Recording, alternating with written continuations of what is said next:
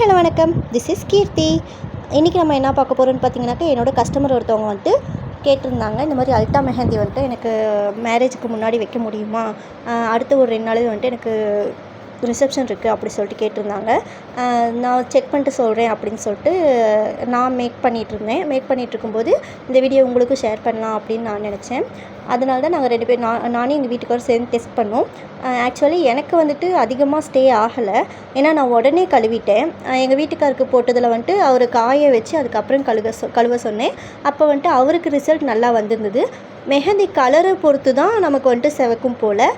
நான் வந்துட்டு டார்க்கு குங்குமம் வாங்கியிருந்தேன். அதனால் எனக்கு வந்துட்டு மெஹந்தி கலர்லேயே இருந்தது.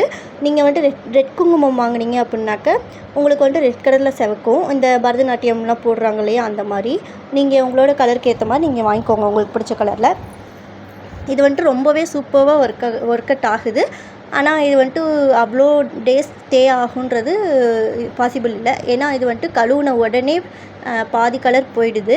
அதனால் நீங்கள் இதை பார்த்து யூஸ் பண்ணுங்கள். ஜஸ்ட் உங்களோட ஃபெஸ்டிவல் டைமில் உங்களுக்கு போட முடியல அப்படின்னா மட்டும் டக்குன்னு போட்டுக்கிறதுக்கு இது ஈஸியாக இருக்கும். இது உங்கள்கிட்ட ஷேர் பண்ணி நினச்சேன்.